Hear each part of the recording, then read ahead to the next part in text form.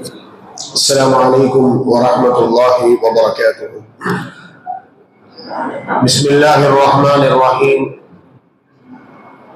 الحمد لله الذي خلق الإنسان وأنزل الفرقان وعلمه البيان والصلاة والسلام على من كان خلقه القرآن. أما بعد.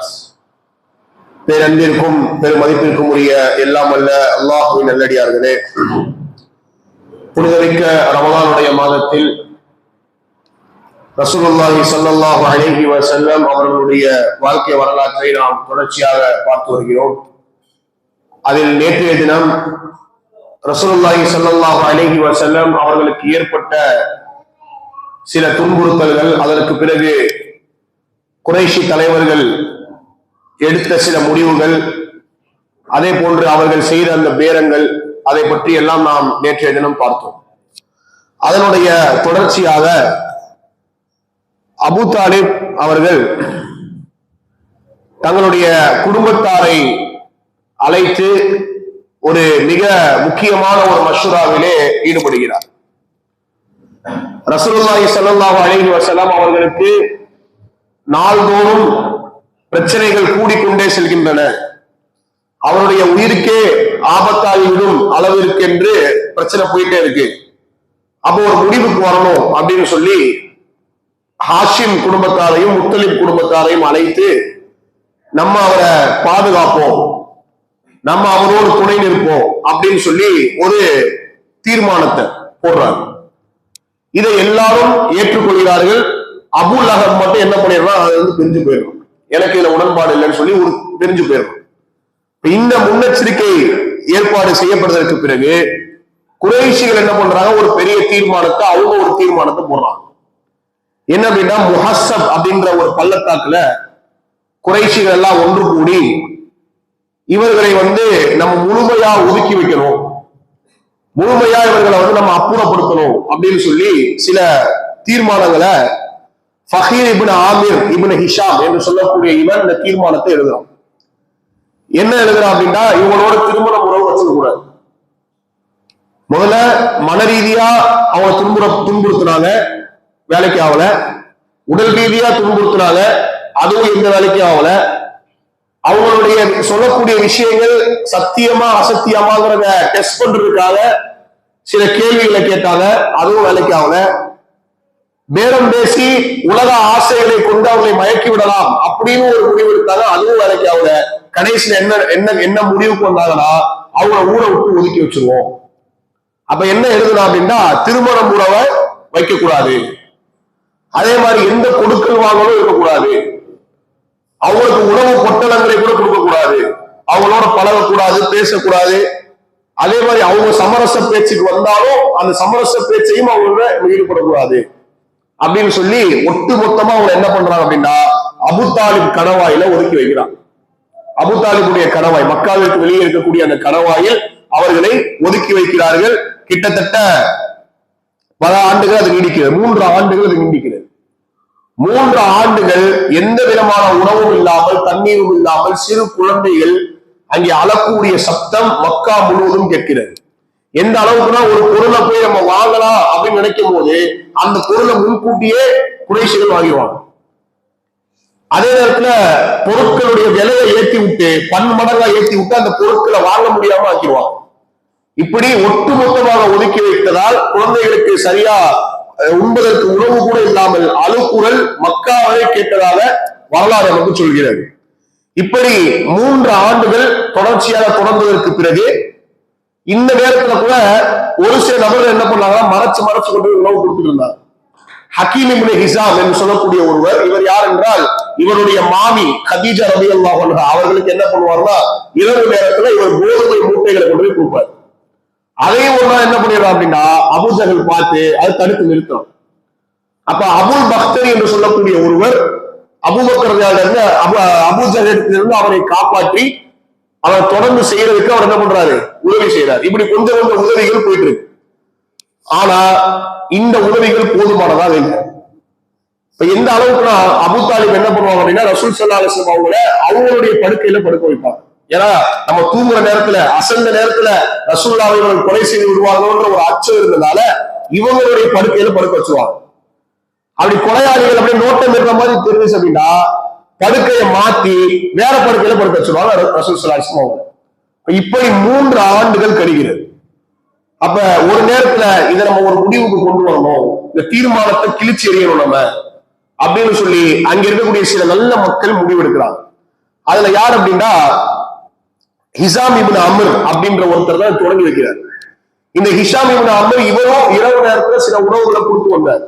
இவர் என்ன பண்றாரு, நம்ம ஒரு குழுவை சேர்க்கணும், தனியா எதுவும் நம்ம செய்ய முடியாது, அப்ப நம்ம ஒரு குழுவை சேர்த்து இந்த தீர்மானத்தை எப்படியாவது கிழிக்கணும் அப்படின்னு சொல்லி இவர் என்ன பண்றாரு, சுஹைல் இப்னு அபு உமையா அப்படின்ற ஒருத்தர் போறாரு. இவர் யார் அப்படின்னா அப்துல் முத்தலிபுக்கு 10 மகன்கள் இருந்து நம்ம பார்த்தோம்.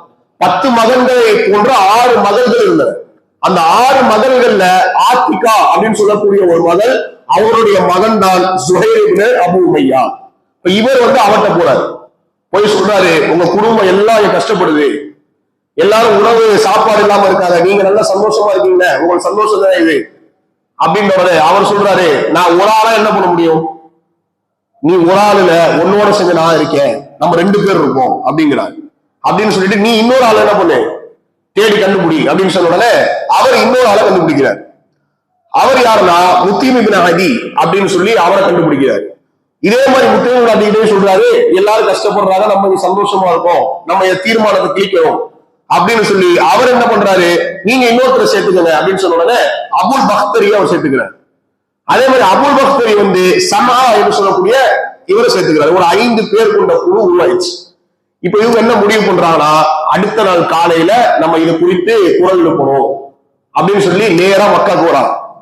மக்காவுக்கு இதெல்லாம் சரியில்லை, இந்த தீர்மானம் உடனடியாக முடிவுக்கு கொண்டு வர வேண்டும் என்று ஒருவர் பேச தொடங்குறாரு. அவருக்கு பின்னாடி அப்படியே தொடர்ந்து 4 பேர் பேச தொடங்குறாங்க. ஒருத்தர் ஃபர்ஸ்ட் பேசுறதுதான் கஷ்டம், ஒருத்தர் எந்திரிச்சு குரல் கொடுக்க ஆரம்பிச்சாருன்னா எல்லாரும் தொடர்ந்து குரல் கொடுத்துருவாங்க, அந்த குரல் வலுப்பு இருக்கும்.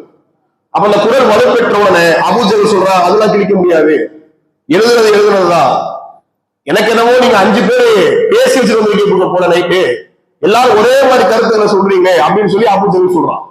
கடைசியில அந்த தீர்மானம் கரையாளால் அரிக்கப்பட்டு பிஸ்மிகல்லாஹும்ம, அல்லாவின் திருப்பெயரால் அப்படிங்கிற அந்த வார்த்தையை தவிர அந்த தீர்மானத்தில் உள்ள எல்லாம் கரையாளால் அழிக்கப்பட்டு விட்டது. எங்கெல்லாம் அல்லான்ற பேர் இருக்கோ அதை தவிர எல்லாம் கரையா தின்றுச்சு. இதை யாரு முன்னாடியே சொல்லிட்டாங்க, ரசூல் ஸல்லல்லாஹு அலைஹி வஸல்லம் அபூபக்கர் முன்னாடியே சொல்லிட்டாங்க, சிறிய தந்தையை நீங்க கவலைப்படாதீர்கள், அந்த தீர்மானம் கிழித்தெறியப்படுங்கிறத முன்கூட்டியே சொல்லிட்டாங்க. அப்ப அதே போன்ற அந்த தீர்மானம் கிழித்தெறியப்படுகிறது. அதற்கு பிறகு அபுல் பக்தரி உள்ளே சென்று அதை முழுவதுமா என்ன பண்றாரு, கிழிச்சு அதை வீசுறாரு. எல்லாரும் அந்த கணவாயில் இருந்த அந்த மக்கள் திரும்பி வீட்டுக்கு வராங்க. இப்ப இந்த ஒப்பந்தம் முடிவுக்கு வருது. இதுக்கப்புறம் ரசூல் ஸல்லல்லாஹு அலைஹி வஸல்லம் வழக்கம் போல அவங்க என்ன பண்ணாங்க, தாவாவை செஞ்சுட்டு இருந்தாங்க. செஞ்சுட்டு இருக்கும் போதுதான் குறைஷிகள் கடைசியா அபு தாலிபை சந்திக்க வராங்க. இதுதான் கடைசி சந்திப்பு. அபு தாலிபை சந்திக்க சொல்றாங்க, அபு தாலிபே நீங்க உங்க மரண நேரத்துல இருக்கீங்க, சக்கராத்துடைய நேரத்துல இருக்கீங்க. அப்ப இந்த நேரத்துல நீங்க மரணித்ததற்கு பிறகு, நீங்க மௌத்தானதற்கு பிறகு முகம்மதுக்கு ஏதாச்சும் பிரச்சனை வந்துருச்சுன்னா மக்கள் எப்படி பேசுவாங்கன்னா, அபு தாலிப் இருக்கும் போது அவங்களுக்கு அடிக்க வக்கில்ல, அவர் மௌத்தா போனதுக்கு அப்புறம் முகமது அடிச்சிட்டாங்க, அவங்க முகமது துன்புறுத்திட்டாங்க இவங்க அப்படின்னு மக்கள் பேசுவாங்க. அதனால எங்களுக்கு நீங்க ஏதாச்சும் ஒரு வாக்குறுதியை கொடுங்க, ஏதாச்சும் ஒரு உத்தரவாதம் கொடுத்துட்டு போங்க அப்படின்னு சொல்லி கேட்கிறாங்க. இப்ப யார் யார் வந்தா அப்படின்னா உத்பா, ஷைபா, அபூஜஹல், அபு லஹப், உமையா, மக்காவுடைய பெரிய பெரிய தலைவர்கள், இவங்களாம் ரசூலுல்லாஹை நோய்மைப்படுத்தியவர்கள் எல்லாம் இங்க என்ன பண்றாங்க, கேட்கிறாங்க. கேட்ட உடனே அபு தாலிபு கூப்பிட்டு என்ன பண்றாரு, இந்த மாதிரி உங்களுடைய தலைவர்கள் வந்திருக்காங்க, நீங்க என்ன சொல்றீங்க அப்படின்னு உடனே ரசூல் ஸல்லல்லாஹு அலைஹி வஸல்லம் சொன்னாங்க, நான் ஒரே ஒரு வார்த்தையை தான் உங்கள்ட்ட கேட்கிறேன், பெருசா ஒண்ணு நான் கேட்கிறேன், ஒரே ஒரு வார்த்தையை அவர்கள் சொல்லிவிட்டால் இந்த அரபு மக்கள் எல்லோரும் இவர்களுக்கு கீழே வந்துருவாங்க, இவர்கள் அரபை ஆட்சி செய்யும் அளவிற்கு இவர்கள் சக்தி பெற்று விடுவார்கள், எல்லாரும் இவங்க கீழே வந்துருவாங்க. அரபிகள் மட்டும் வர மாட்டாங்க, அரபு தேசத்தை சுற்றி இருக்கக்கூடிய எல்லா நாடுகளும் இவர்களுக்கு அடிபணிவார்கள். ஒரே ஒரு வார்த்தையை நான் கேட்கிறேன். அபூஜஹல் சொன்னா, ஒரு வார்த்தையா? அந்த ஒரு வார்த்தையை நான் சொல்றேன், அதோட சேர்ந்து 10 வார்த்தை நான் சொல்றேன். என்ன வார்த்தை? ரசூலுல்லாஹ் சொன்னாங்க, கூலு லா இலாஹா இல்லல்லாஹ், லா இலாஹா இல்லல்லாஹ் சொல்லுங்க, நான் சொன்னது எல்லாமே நடக்கும். அபூஜஹல் கேட்டான், அத்தஜஅலு ஆலிஹத்துனா இலாஹ வாஹிதா ஹாதா ஷைஉன் வஜா. ரொம்ப ஆச்சரியமான வார்த்தையா இருக்கு. நாங்க வணங்கக்கூடிய கடவுள்களை எல்லாம் எடுத்துவிட்டு ஒரு கடவுளே வைப்பதா, ரொம்ப ஆச்சரியமா இருக்கு இது அப்படின்னு சொல்லிட்டு அவன் என்ன பண்ணிடுறான், இது ஒத்து வராது நமக்கு, இவர் நம்ம வழிக்கு வரமாட்டாருன்னு சொல்லி இது அல்லாவும் அல்லாஹ் நமக்கு ரெண்டு பேருக்கு நடுவுல தீர்ப்பு கொடுக்கிற வரைக்கும் நம்ம என்ன நடந்தாலும் பார்த்துப்போம் அப்படின்னு சொல்லி பிரிஞ்சு போயிடுறாங்க. இதுக்கப்புறம் தான் அபூ தாலிபுடைய உடல்நிலை இன்னும் மோசமடைகிறது. அவர் சக்கராத்துடைய நேரத்திற்கு தள்ளப்படும் பொழுது ஒரு புறம் ரசூல் ஸல்லல்லாஹு அலைஹி வஸல்லம் உட்கார்ந்து இருக்காங்க, மற்றொரு புறம் அபூஜஹல் உட்கார்ந்துருக்காங்க. ரசூலுல்லாஹ் சொல்றாங்க, என்னுடைய சிறிய தந்தையே, இத்தனை வருஷம் நீங்க என்னை பாதுகாத்தீங்க, எனக்கான உதவிகளை செஞ்சீங்க, இது எல்லாம் அல்லாஹ்விடத்தில் பலராக உங்களுக்கு கிடைக்க வேண்டும் என்றால், அல்லாஹ் உங்களுக்கு தர வேண்டும் என்றால் நீங்க இந்த இஸ்லாமிய மார்க்கத்தை ஏற்றுக்கோங்க அப்படின்னு சொல்லி தாவா செய்யறாங்க. இந்த பக்கம் இவன் உட்கார்ந்து தாவா செய்யறான், யாரு? அபூஜஹல். இவன் என்ன செய்யறான்? அப்துல் முத்தலிபே, அபூ தாலிபே, இதுவரைக்கும் நீங்க எப்படி இருந்தீங்க? கண்ணியமாக இருந்தீங்க. இதுவரைக்கும் உங்க தந்தையினுடைய மார்க்கத்தில் இருந்தீங்க, மரணிக்கும் போது அவருடைய மார்க்கத்தை விட்டு போக போறீங்களா? இவர் பேச்ச கேட்காதீங்க. இந்த பக்கம் அபூஜஹல் உட்கார்ந்துருக்கான். கடைசியில அவர் என்ன சொல்லிவிடுகிறார், என்னுடைய தந்தை அப்துல் முத்தலிபுடைய மார்க்கத்திலேயே நான் பிரிய விரும்புகிறேன் என்று சொன்னவுடன் உயிர் பிரிந்து விடுகிறார். அபூ தாலிப் இறந்து விடுகிறார். இறந்த உடனே ரசூலுல்லாஹ்வுடைய உள்ளத்துல ஒரு மிகப்பெரிய வலி ஏற்படுகிறது, பெரிய வலி. அப்ப ரசூலுல்லாஹ் சொன்னாங்க, இறைவன் என்னை தடுக்கும் வரை நான் பாவ மன்னிப்பு கேட்பேன் அவங்களுக்காக. உடனடி அல்லாஹ் சூரத்து தௌபாவுடைய வசனத்தை இறக்கினார், மா கான லின்னபிய்யி வல்லதீன ஆமனு அயஸ்தக்ஃபிரு லில் முஷ்ரிகீன். ஒரு நபிக்கும் முஃமினுக்கும் அழகல்ல ஒரு முஷ்ரிக்குக்காக அல்லாஹ்விடத்தில் பாவ மன்னிப்பு தேடுவது. ஏன்? அவர் நரகத்திற்குரியவர் என்று முடிவானதற்கு பிறகு அவர் உங்களுடைய உறவினராக இருந்தாலும் உங்களுக்கு பாவ மன்னிப்பு தேடுவது அழகல்ல, நீங்க பாவ மன்னிப்பு தேடக்கூடாது என்ற சட்டத்தை அல்லாஹ் இறக்கி வைக்கிறார். முஷ்ரிக்குகளுக்கு பாவ மன்னிப்பே கிடையாது அப்படிங்கிற சட்டத்தை அல்லாஹ் இறக்கி வைக்கிறார். வசனம் இறங்குது. அதுக்கப்புறம் அல்லாஹ் அடுத்த வசனம் அவருடைய உள்ளத்தை, அந்த காயத்தில் இருந்த அந்த உள்ளத்தை கொஞ்சம் சமாதானப்படுத்துற மாதிரி அல்லாஹ் சொல்றா, இன்னக லா தஹ்தி மன் அஹ்பப்த வலாக்கின்னல்லாஹ யஹ்தி மன் யஷா. நபியே, உங்களை கவலைப்படுத்த வேண்டாம், நீங்கள் நாடியவருக்கு ஹிதாயத்தை தர முடியாது, அல்லாஹ் யாருக்கு நாடுகிறானோ அவனுக்கே நேர்வழி காட்டுவான் என்று சொன்னவுடன் ரசூல் ஸல்லல்லாஹு அலைஹி வஸல்லம் அவங்க அந்த வழியோட அதை கடந்து போறாங்க. இந்த வழி முடிஞ்சிச்சா இல்லையா? அதுக்கடுத்து இன்னொரு ஒரு பேரிடி. இந்த பேரிடி நடப்பதற்கு முன்னால அபூ தாலிபை பத்தி இன்னொரு ஒரு ஹதீஸை நம்ம ஹதீஸ் கிரந்தங்கள்ல பார்க்கணும். அப்பாஸ் ரலியல்லாஹு அன்ஹு ஒரு முறை என்ன பண்றாங்க, ரசூலுல்லாஹ் கேட்கிறாங்க, அபூ தாலிப் அவர் அல்லாஹ்வை ஏற்றுக்கொள்ளவில்லை, ஆனால் உங்களுக்கு உதவி செஞ்சிருக்காரு, உங்களால் அவருக்கு என்ன பலனை தான் கொடுக்க முடியும் அப்படின்னு உடனே ரசூலுல்லாஹ் சொன்னாங்க, அவர் நரகத்துல குறைந்த ஆழமுள்ள பகுதியில் இருப்பாரு, குறைஞ்ச ஆழமுள்ள பகுதியில் இருப்பார். ஏன்னா அவர் எனக்கு உதவி செஞ்சாங்க, நான் இல்லாவிட்டால் அவர் மிகவும் ஆழத்திற்கு சென்றிருப்பார், அகல பாதத்திற்கு சென்றிருப்பார் அப்படின்னு ரசூலுல்லாஹ் சொன்னாங்க. அதே மாதிரி இன்னொரு அறிவிப்பு அபூ சயீத் அல் குத்ரி ரலியல்லாஹு அன்ஹு அவங்க சொல்லக்கூடிய அறிவிப்புல ரசூல் ஸல்லல்லாஹு அலைஹி வஸல்லம் சொல்றாங்க, என்னுடைய சிபாரிசு அவருக்கு பயனளிக்கலாம் நாளை மறுமையில், அதனால கரண்டை கால் வரை அவருக்கு அந்த நரக நெருப்பு என்பது காட்டப்படும் அப்படின்னு அபூ தாலிபை குறித்து இந்த ரெண்டு ஹதீஸுகள் வரும். அபூ தாலிப் குறைந்தபட்ச நரகத்தினுடைய தண்டனையை அவர் அனுபவிப்பார் என்பதை இந்த ஹதீஸ் நமக்கு சொல்லுது. இதற்கு பிறகு அடுத்த ஒரு இடி, மிகப்பெரிய இடி, ரசூல் ஸல்லல்லாஹு அலைஹி வஸல்லம் அவர்கள் யாரை உயிருக்கு உயிராக நேசித்தார்களோ கதீஜா ரலியல்லாஹு அன்ஹாவுடைய மரணம் ஏற்படுகிறது. ரொம்ப பெரிய ஸ்பான்ல கிடையாது, பெரிய ஸ்பான் ஆஃப் டைம் கிடையாது, கிட்டத்தட்ட அந்த கால அளவு என்பது ரொம்ப குறைவு. ஒரே ஆண்டுல ரெண்டு மிகப்பெரிய இழப்பு ரசூல் ஸல்லல்லாஹு அலைஹி வஸல்லம். இப்ப கதீஜா ரலியல்லாஹு மரணிக்கும் பொழுது அவங்களுக்கு 67 வயது. அப்ப ரசூலுல்லாஹ் என்ன வயது? ரசூலுல்லாஹ் என்ன வயது? 50. ரசூல் ஸல்லல்லாஹு அலைஹி வஸல்லம் அவர்கள் திருமணம் முடிக்கும் பொழுது கதீஜா 40, ரசூலுல்லாஹ் 25, 15 வருஷம் கேப். கதீஜா மரணிக்கும் போது 67 வயது, அப்ப -15, ரசூல் ஸல்லல்லாஹு அலைஹி வஸல்லம் 50 வயது. அப்ப ரசூல் ஸல்லல்லாஹு அலைஹி வஸல்லம் மரணித்த உடனே, அவங்க கதீஜா மரணித்த உடனே ரசூல் ஸல்லல்லாஹு அலைஹி வஸல்லம் உள்ளம் இன்னும் வேதனைக்கு உள்ளாகிறது. ரெண்டு பேரு தான் ரசூலுல்லாஹ் ஒரு ப்ரொடெக்ஷனா இருந்தாங்க, ஒரு சேஃப்டியா இருந்தாங்க. அபூ தாலிப் வெளிவரக்கூடிய பிரச்சனைகளை முன்னின்று சந்தித்தார். கதீஜா ரலியல்லாஹு அன்ஹா ஆறுதல் கூறி அவர்களுக்கு ஒரு பக்கபலமாக நின்றார். அப்ப ரசூலுல்லாஹ் சொன்னாங்க, கதீஜாவை பத்தி சொன்னாங்க, இந்த மக்கள் என்னை நிராகரித்த போது என்னை ஏற்றுக்கொண்டவர் கதீஜா, இந்த மக்கள் என்னை பொய்ப்பித்த போது என்னை உண்மைப்படுத்தியவர் கதீஜா ரலியல்லாஹு அன்ஹா, என்னை போர்த்துங்கள் போர்த்துங்கள் என்று நான் ஓடி வந்த பொழுது என்னை போர்த்து எனக்கு அவர்கள் கொடுத்த அந்த ஊக்கமளிப்பு தான் நௌஃபல் வழக்காவிடம் அழைத்து சென்று எனக்கு ஒரு விளக்கத்தை கொடுத்தாங்க, அதை கொடுத்தது கதீஜா ரலியல்லாஹு அன்ஹா. இப்படி எல்லா நேரத்திலும் எனக்கு பக்கபலமாக இருந்தார்கள். அவர்கள் மூலமாக அல்லாஹ் குழந்தையை கொடுத்தான், வேற எந்த மனைவிக்கோ அல்லாஹ் அந்த சிறப்பு கொடுக்கல அப்படின்னு ரசூல் ஸல்லல்லாஹு அலைஹி வஸல்லம் சொல்றாங்க.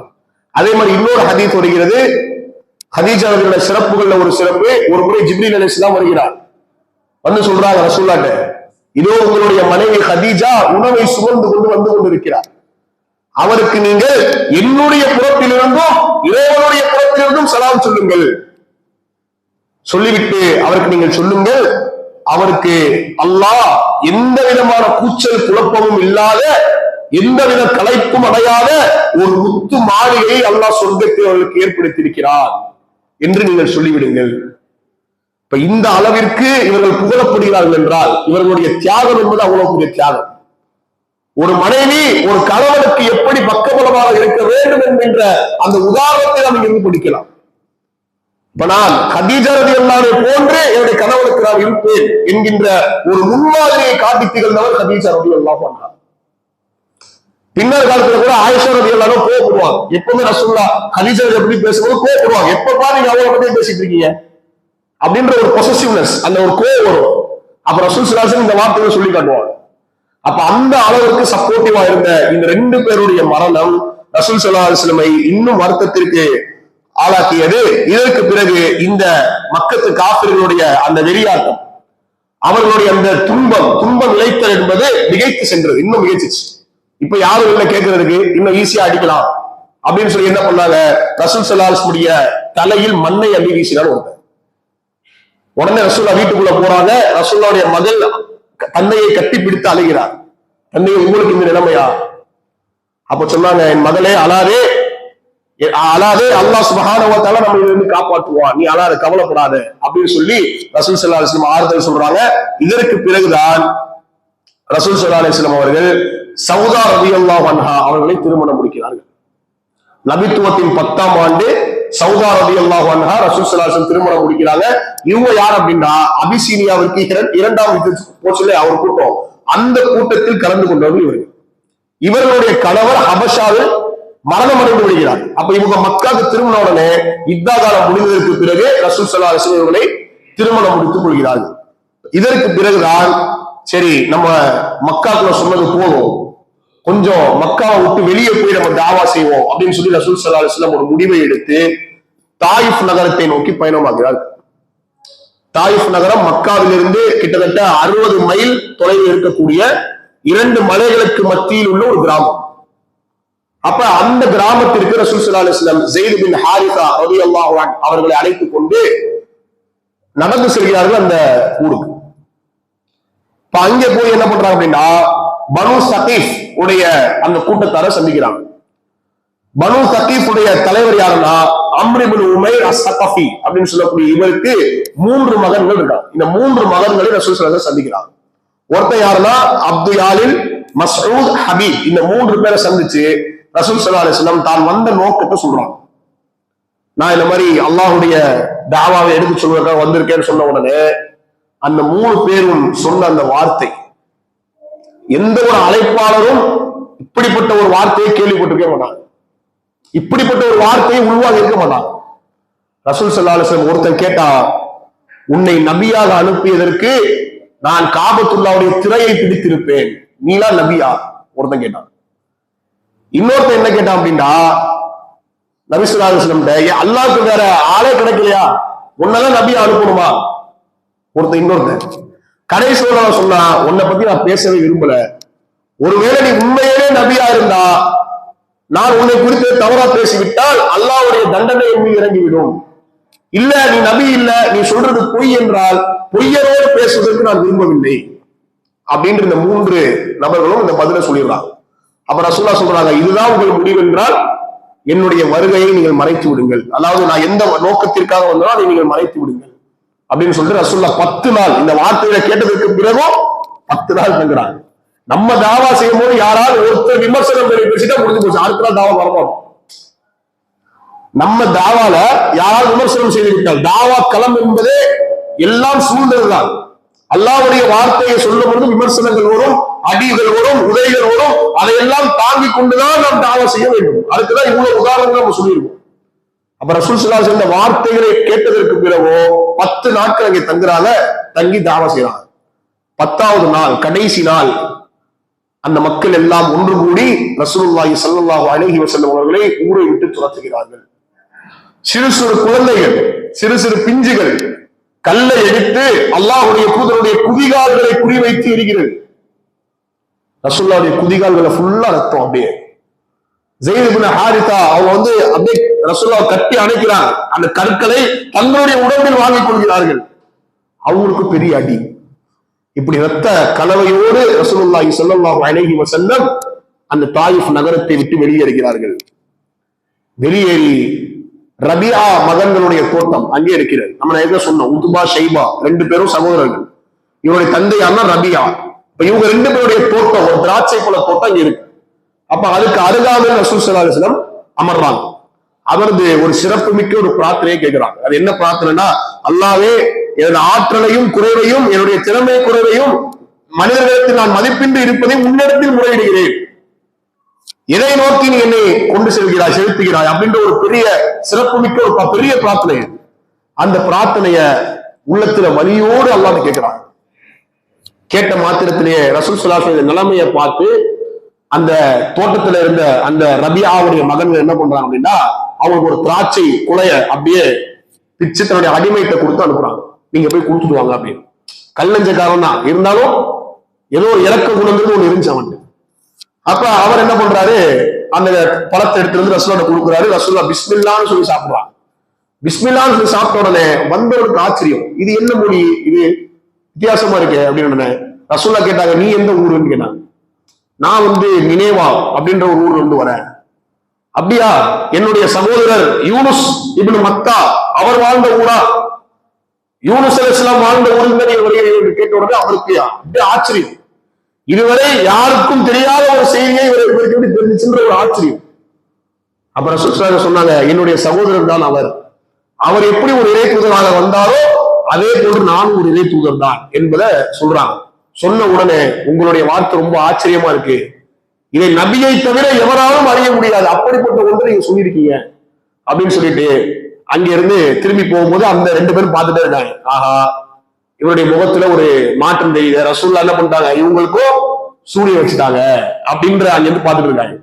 அங்க போனவங்க கேட்டாங்க, என்ன ரொம்ப நேரம் பேசிட்டு இருந்தீங்க, என்ன என்ன பேசுறீங்க? அவருடைய வார்த்தை ரொம்ப சிறப்புக்குரிய வார்த்தையா இருந்துச்சு, உண்மையை பேசினார் அவர் அப்படின்னு உடனே, அதெல்லாம் நீ எல்லாம் காதல வாங்கிக்காத, நீ இருக்கக்கூடிய கிறிஸ்தவ மதம் தான் உண்மையான மதம், நீ அதிலே இருந்துக்க அப்படின்னு சொல்லி அவங்க ஒரு அழைப்பு போட்டு அந்த அடிமையை அமைதிப்படுத்துறாங்க. இதுக்கப்புறம் ரசூல் ஸல்லல்லாஹு அலைஹி வஸல்லம் தொடர்ந்து போறாங்க. போற நேரத்துல அப்படிதான் அந்த போற நேரத்துல கர்னுல் மனாசில் அப்படின்னு சொல்லக்கூடிய ஒரு இடம், அந்த இடத்துக்கு வந்த உடனே அல்லாஹ் சுப்ஹானஹு வ தஆலா ஜிப்ரீல் அலைஹிஸ்ஸலாத்து வஸ்ஸலாம் அவர்களையும் மலாயிகத்துல் ஜிபால் மலையினுடைய மலக்குகளை அல்லாஹ் அனுப்பி வைக்கிறார். சொன்னார்கள், நபியே நீங்கள் ஒரு வார்த்தை சொல்லுங்கள், 2 மலைகளுக்கு மத்தியில் இந்த ஊரை வைத்து நசுக்கி விடுகிறோம். இந்த இடத்துல நம்ம ஒண்ணு புரியணும், எப்படிப்பட்ட ஒரு மனநிலைமையில ரசூலுல்லாஹ் இருக்காங்கன்றத புரிஞ்சுக்கிட்டு இதுக்கான பதிலை நீங்க உணர்ந்து பார்த்தீங்கன்னா இதனுடைய அருமை புரியும் உங்களுக்கு. ரசூலுல்லாஹ் நினைச்சிருந்தா என்ன பண்ணிருக்கலாம், அனுமதி கொடுத்திருக்கலாம். ரசூலுல்லாஹ் சொன்னாங்க, வேண்டாம், அவங்களை விட்டு விடுங்கள். இவர்கள் இஸ்லாத்தை ஏற்கவில்லை என்றாலும் இவர்களுடைய சந்ததிகள் இஸ்லாத்தை ஏற்கும், தாயிஃப் நகர் இஸ்லாமிய நகரமாக அது மாறும் என்று முன்னறிவிப்பு செய்தார்கள். இன்று அது ஒரு இஸ்லாமிய நகரமாக இருந்து கொண்டிருக்கிறது. அப்ப இந்த வார்த்தையை சொன்னதற்கு பிறகு, அதற்கு பிறகு எப்படி மக்காவுக்குள்ள நுழையலாம், யார் நமக்கு அடைக்கலம் கொடுப்பா அப்படின்னு செய்தி கேட்கிறாங்க. அப்ப ரசூலுல்லாஹ் சொன்னாங்க, நம்ம என்ன பண்ணுவோம், கடிதம் எழுதுவோம். யாருக்காவது நமக்கு அடைக்கலம் கொடுப்பதற்கு யாருக்காவது நம்ம கடிதம் எழுதுவோம், யாரும் நமக்கு அடைக்கலம் கொடுப்பாங்க, நிச்சயமா அல்லாஹ் நமக்கு ஒரு வழியை திறப்பான், கவலைப்படாதீங்க அப்படின்னு சொன்ன உடனே ரசூல் ஸல்லல்லாஹு அலைஹி வஸல்லம் 2 பேருக்கு எழுதுறாங்க. அந்த 2 பேரும் நான் வர முடியாது, என்னால அடைக்கலம் கொடுக்க முடியாது, நான் மக்காவாசிகளோடு இருக்கிறனால என்னால அடைக்கலம் கொடுக்க முடியாதுன்னு மறுத்துறாங்க. மூணாவதா ஒருத்தர் என்ன பண்றாரு அப்படின்னா, அவர் ரசூல் ஸல்லல்லாஹு அலைஹி வஸல்லம் அவர்களுக்கு அடைக்கலம் கொடுக்குறாரு.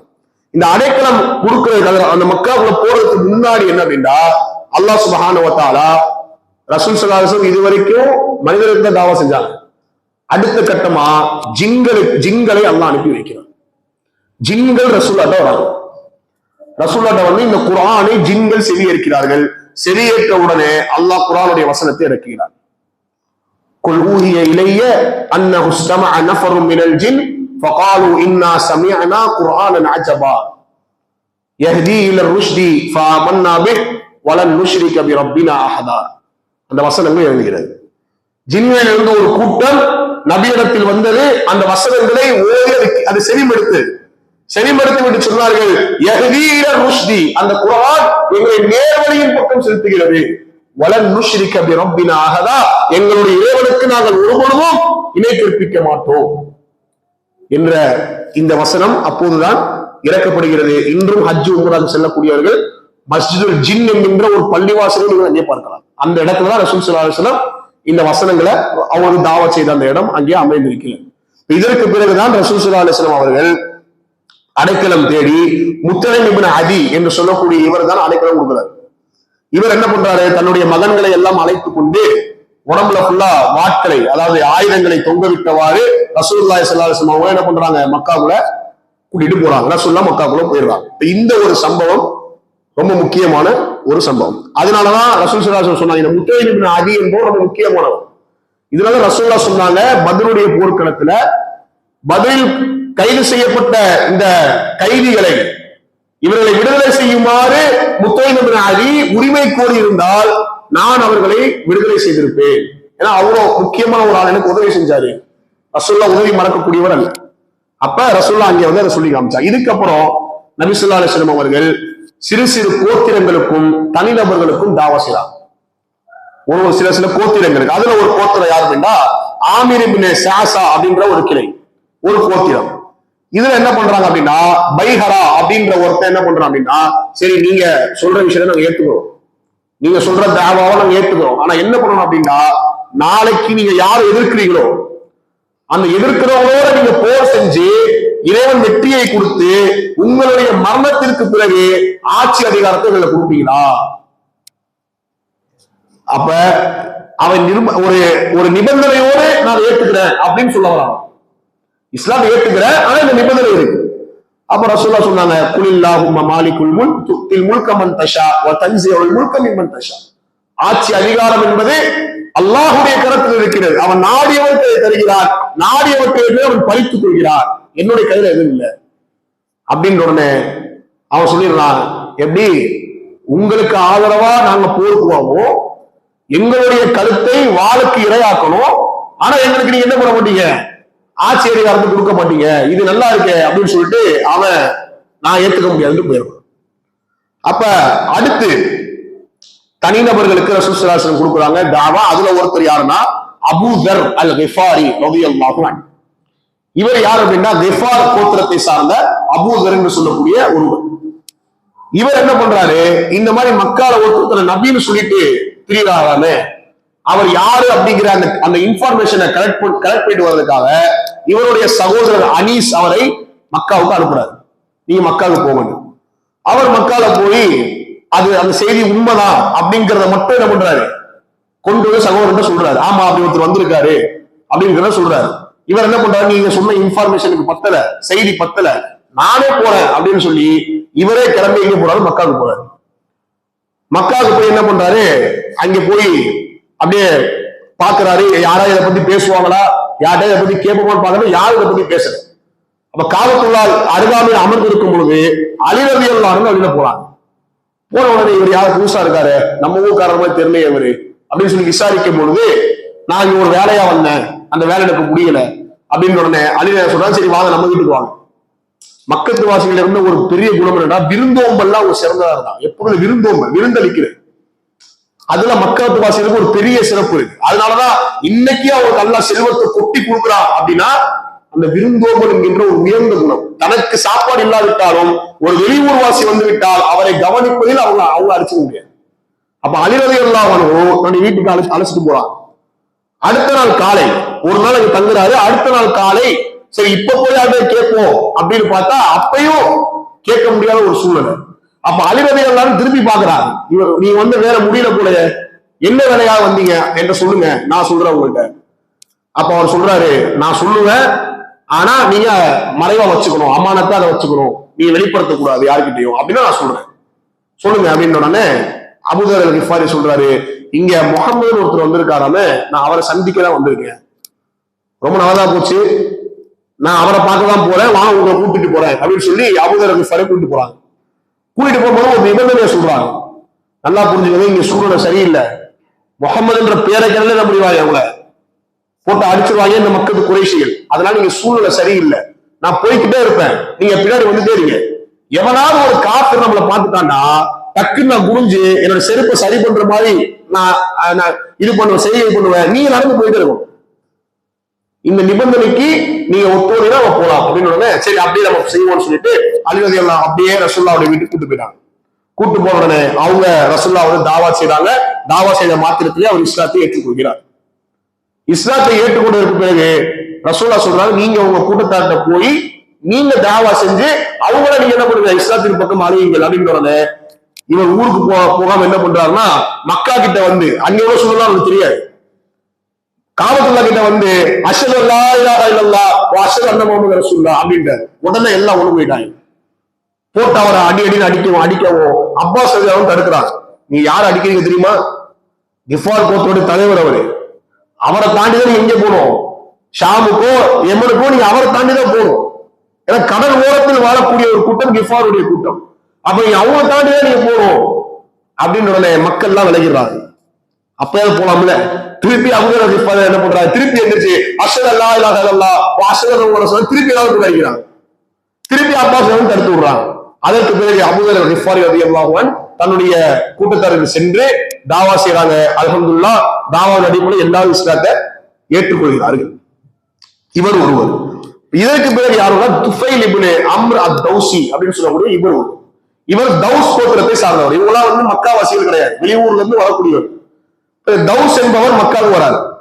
வந்த உடனே குறைஷிகள் இவங்க வரவேற்று சொல்றாங்க, நீங்க என்ன பண்ணுங்க, இங்க முகமது ஒருத்தர் இருக்காரு, அவரால் ஒரு பெரிய பிரச்சனை போயிட்டு இருக்கு, நீங்க அவர் சொல்ற எதையும் கேட்காதீங்க, அவரை நீங்க பார்க்க கூட செய்யாதீங்க, அவரை நீங்க பார்த்துட்டீங்கன்னா அவருடைய வசீகரமான சொல்லால உங்க என்ன பண்ணிடுவாரு, மயக்கிடுவாரு, நீங்க பார்க்காதீங்க அவரை அப்படின்னு. துஃபைல் என்ன பண்றாருன்னா தன்னுடைய காதுல துணியை வச்சு அடைச்சுக்கிறாரு, அவருடைய பேச்சு நம்ம காதுல விழுந்துடக்கூடாதுங்கிறார். இப்படியே சுத்திட்டு இருக்கவரு அவருக்கு மனசுல ஒரு எண்ணம் வருது, எங்க போனாலும் முகமது ஸல்லல்லாஹு அலைஹி வஸல்லம் பேசுறாங்க, அப்படி என்னதான் அவர் சொல்றாரு, ஏன் இவ்வளவு எதிர்க்கணும் அப்படின்ற ஒரு எண்ணம் அவருக்கு மனசுல வந்த உடனே அவர் என்ன பண்ணிடுறாரு, நம்ம நேரடியா போயிருவோம். பாருங்க, அல்லாஹ் ஒருத்தருக்கு ஹிதாயத்தை கொடுக்கணும்னு நினைச்சா எந்த வழியில வேணாலும் அல்லாஹ் ஹிதாயத்தை கொடுப்பான். எவ்வளவு பெரிய கரடுமுரடான ஆளா இருந்தாலும் அல்லாஹ் அவருக்கு ஹிதாயத்தை கொடுக்க வேண்டும் என்று நினைத்துவிட்டால் ஒரு சிறிய காரணம் போதும், சின்ன காரணம் போதும். அப்ப அவர் என்ன பண்றாரு, துணியை எடுத்துட்டு ரசூலோட போறாரு. போய் இப்படி எல்லாரும் உங்களை பத்தி இப்படி பேசுறாங்க, நீங்க கொண்டு வந்த மார்க்கத்தை பத்தி எனக்கு சொல்லுங்க அப்படின்னு ரசூல் ஸல்லல்லாஹு அலைஹி வஸல்லம் குர்ஆனுடைய வசனங்களை ஓதி காமிச்சு அவருக்கு உண்மையை சொன்ன உடனே அவரும் இஸ்லாத்தை ஏற்றுக்கொள்கிறார். இதற்கு பிறகு கடைசியாக திமாத் அல் அஸதி அப்படின்ற ஒருத்தர் என்ன பண்றான், இவன் மந்திரிக்கிறவர். இவன் என்ன பண்றான், மக்கால இவ்வளவு பெரிய பிரச்சனை போயிட்டு இருக்கு, நம்ம போய் முஹம்மது ஸல்லல்லாஹு அலைஹி வஸல்லம்க்கு மந்திரிச்சு பார்ப்போம், அவருக்கு உண்மையிலேயே ஏதாச்சும் சூனியம், ஏதாச்சும் ஜின்னால சேட்டையில ஏதாச்சும் ஒரு பிரச்சனை இருந்துச்சுன்னா நம்ம சரி பண்ணுவோம்னு சொல்லி மக்காவுக்கு போறான். மக்காவுக்கு போய் ரசூலுல்லாஹ் சந்திக்கிறான், நான் உங்களுக்கு மந்திரிகை செய்யறேன், அப்படியா, அது செய்யறதுக்கு முன்னாடி நான் சில வார்த்தைகளை சொல்றேன், அதை நீ கேட்டுட்டு நீ மந்திரிகை செய்ய. ரசூலுல்லாஹ் சொல்றாங்க, அல்லாஹ் மிக தூயவன், அல்லாஹ் அவனே உயர்ந்தவன், அவனுக்கே புகழ் அனைத்தும், அவன் யாரை நேர்வழிப்படுத்துகிறானோ அவர்களை ஒருவரும் வழியெடுக்க முடியாது, அவன் யாரை வழிகேட்டில் விட்டு விட்டானோ அவர்களை ஒருபொழுதும் அவர்கள் நேர்வழியில் செலுத்த முடியாது அப்படின்னு ரசூலுல்லாஹ் சொன்ன உடனே, இந்த வார்த்தை அழகா இருக்கேன், இன்னொரு முறை சொல்லுங்க அப்படின்னு உடனே ரசூலுல்லாஹ் இன்னொரு முறை சொல்றாங்க. சொன்ன உடனே இது கவிதை இல்ல, இது சூனியம் இல்ல, இந்த வார்த்தைகள் ரொம்ப தூய்மையா இருக்கு, உங்க கரத்தை கொடுங்க அப்படின்னு சொல்லி அவருடைய கரத்திலே இஸ்லாத்தை ஏற்றுக்கொள்கிறார். அப்ப இந்த சில தனி மனிதர்கள் இஸ்லாத்தை ஏற்றுக்கொள்கிறார்கள். இப்படி கோத்திரங்களுக்கும் அந்த தனிநபர்களுக்கும் தாவா முழுமையடைகிறது. இப்ப இதற்கு பிறகுதான் மதீனால இருந்து ஒரு 6 பேரு மக்காவுக்கு வராங்க. மதினாவுடைய அந்த சம்பவத்துக்கு போறது போய் மதினா ஷார்ட்டா சொல்லியிருந்தேன். மதினாவினுடைய பழைய பெயர் யத்ரிப். மதீனத்துல் முனவ்வரா, ஒளிமயமிக்க நகரம், மதீனத்துல் நபவியா, நபியுடைய நகரம் என்ற பெயரெல்லாம் பிறகுதான் உண்டு. யத்ரிப் என்பதுதான் அவருடைய பழைய பெயர். அங்கே 2 கூட்டத்தார்கள் இருந்தாங்க, அவுஸ் ஹஸ்ரஜ் அப்படின்னு சொல்லி 2 கூட்டத்தார். இவங்க முஷ்ரிக்குகள். இதோடு சேர்த்து யார் இருந்தாங்க அப்படின்னா யூதர்கள் இருந்தாங்க. யூதர்கள் 3 கோத்திரத்தா இருந்தாங்க. பனு குரைதா, பனு நதீர், பனு கைனுகா, 3 கோத்திரத்தா இருந்தாங்க. இவங்களுக்கும் இவங்க எப்ப பாரு ஒரு சண்டை பிரச்சனை போயிட்டே இருக்கும். அப்ப யூதர்கள் எப்படி பயன்படுத்துவாங்க அப்படின்னா, கடைசி காலத்து நபி ஒருத்தர் வருவாரு, அவரோட சேர்ந்து நாங்க என்ன பண்ணுவோம், உங்களை அடிச்சு துரத்துவோம் அப்படின்னு சொல்லி அடிக்கடி இந்த வார்த்தை என்ன பண்ணுவாங்க, பயன்பட்டு மிரட்டிட்டே இருப்பாங்க. இந்த 6 மேன்மக்கள் மக்காவுக்கு வந்த உடனே ரசூல் ஸல்லல்லாஹு அலைஹி வஸல்லம் போய் அக்கபா அப்படிங்கிற இடத்துல போய் சந்திக்கிறாங்க. அக்கபா என்ற மலைக்குன்றுகளை போய் சந்திக்கிறாங்க. சந்திச்சு ரசூலுல்லாஹ் பேசுறாங்க. பேசின உடனே அந்த 6 மேன்மக்களும் இஸ்லாத்தை ஏற்றுக்கொண்டு மதீனாவுக்கு திரும்புறாங்க. மதீனாவில் முதலில் அந்த இஸ்லாமிய விதை இவர்கள் மூலம் தூவப்படுகிறது. இந்த 6 நபர்கள் யார், என்ன ஆயிரம் என்பதை இன்ஷா அல்லாஹ் நாம் நாளைய தினம் பார்ப்போம். அல்லாஹ் சுப்ஹானஹு வ தஆலா எதை கேட்டோமோ அதன்படி நடக்கக்கூடிய பாக்கியத்தை கொடுப்பார். நேற்றைய தினம் கேட்கப்பட்ட கேள்வி, லூத் அலைஹிஸ்ஸலாம், இப்ராஹிம் அலைஹிஸ்ஸலாம் அவருடைய குடும்பத்தாருக்கு பிறகு எந்த குடும்பம் முதலாக குடும்பமாக ஹிஜ்ரத் செய்தது? உஸ்மான் ரலியல்லாஹு அன்ஹு அவர்களும் அவருடைய மனைவி ருக்கையா ரலியல்லாஹு அன்ஹா அவர்களும் இருவரும் சேர்ந்து அந்த அபிசீனியாவுடைய முதல் ஹிஜ்ரத்ல என்ன பண்ணாங்க, 2 பேரும் பங்கேற்றுக்கிட்டாங்க. குடும்பம். இதான் அதற்கான பதில். இன்றைய கேள்வி ரொம்ப இலகுவான கேள்வினா, குர்ஆனில் குறிப்பிடப்பட்டுள்ள ஒரே ஒரு சஹாபியுடைய பெயர் என்ன, அந்த பெயர் அது சொல்லக்கூடிய செய்தி என்ன, அந்த வசனம் சொல்லக்கூடிய செய்தி என்ன, அவருடைய பெயர் என்ன, இதான் கேள்வி. குர்ஆனில் குறிப்பிடப்பட்டுள்ள ஒரே ஒரு சஹாபியுடைய பெயர். மற்ற சஹாபி பத்தி அல்லாஹ் பேசுறான், ஆனா பேர் சொல்லாம வேற விதமா அல்லாஹ் பண்ணுவாங்களே குறிப்பிட்டு பேசுவாங்க. இப்ப அபூபக்கர் ரலியல்லாஹு பார்த்தோம். அபூபக்கர் ரலியல்லாஹு அடிமைகளை விலைக்கு வாங்கி இது பண்ணும் போது அல்லாஹ் வசனத்தை இறக்கினான். இது நேரடியா அபூபக்கருடைய குறிப்பிட அந்த பெயர் குறிப்பிடப்படல, இவருடைய பெயர் குறிப்பிடப்பட்டிருக்கிறது குர்ஆன்ல. அவர் யாரு இன்ஷா அல்லாஹ் நாளை எதிரும் கண்டுபிடித்து வாருங்க இன்ஷா அல்லாஹ். அல்லாஹ் சுப்ஹானஹு வ தஆலா நம்முடைய பாவங்களை மன்னித்து உயர்ந்த சொர்க்கத்தில் ரசூலுல்லாஹி ஸல்லல்லாஹு அலைஹி வஸல்லம் அவர்களோடு ஒன்று சேர்ப்பாளாக. அகூலு கௌலி ஹாதா அஸ்தக்ஃபிருல்லாஹ் லி வ லக்கும் வ லிஸாயிரில் முஸ்லிமீன மின் குல்லி தம் ஃபஸ்தக்ஃபிரூஹு இன்னஹு ஹுவல் கஃபூருர் ரஹீம். சுப்ஹானக அல்லாஹும்ம வ பிஹம்திக் அஷ்ஹது அன் லா இலாஹா இல்லா அன்த அஸ்தக்ஃபிருக வ அத்தூபு இலைக்.